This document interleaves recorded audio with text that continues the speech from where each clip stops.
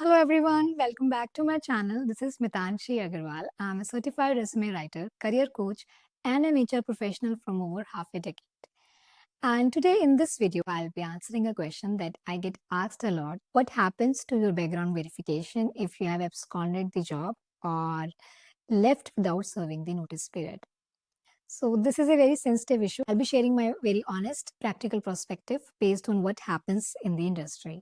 Before starting, let's have clarity what we are really talking about. Absconding means you leave the job without even informing the employer or without any formal resignation. You just stop showing at work, and in HR we call it no show. The leaving without serving the notice period is you have formally resigned from the company, but you didn't serve the notice period, be it 30, 60, 90, as per your contract. So these both the scenarios are considered unprofessional exits, and yes, they can impact your future employment, especially during background verification process. Here's the thing, the impact of it varies significantly on how you navigate the situation. So it's not always a career ending situations. It's about how you navigate it from there. Let me just break down what really happens behind the scenes. So what happens in background verification is we HRs get official mail through official channels asking about your employment history. They ask us questions like date of employment, date of leaving, designation, reason of leaving. That's where these two reasons come up. And the last one is the person eligible to rehire or not. And sometimes the references also. So if they have marked you as absconded in their system, that's what will reflect on the mail. And if you have resigned without the notice period, then also they mention it in the reason resigned without serving the notice period. Now let's discuss the impact of it. Usually I have seen three scenarios. First is you are upfront about it. So you just, when you get the background verification mail, you tell the HR that these are the things and you have absconded and these were the reasons. And sometimes they're genuine enough and we understand.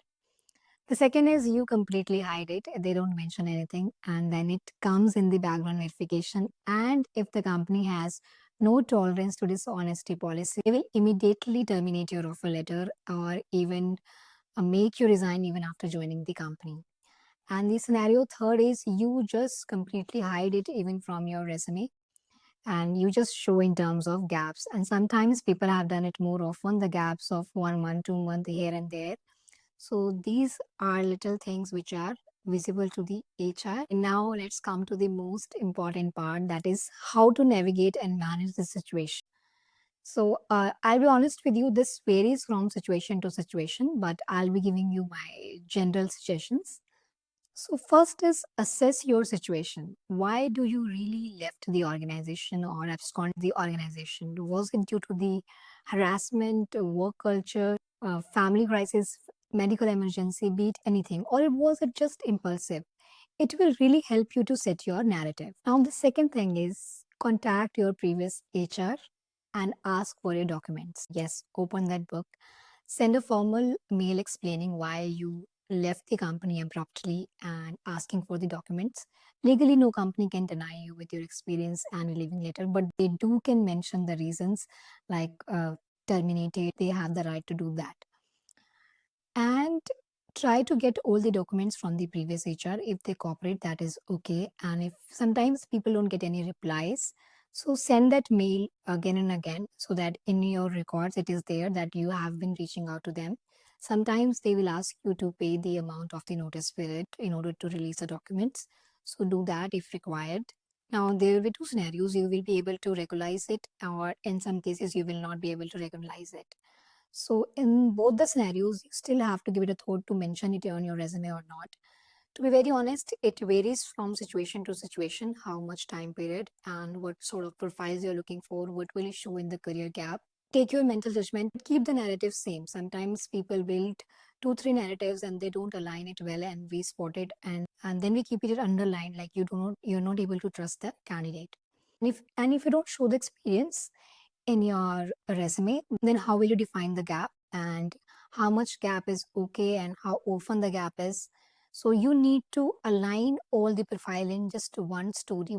Sometimes it's genuine, we get it, And sometimes we feel this person is not stable, and we will be investing so much time to build skills and they will leave abruptly someday. Now I get this question a lot, like, should we tell to the company or not?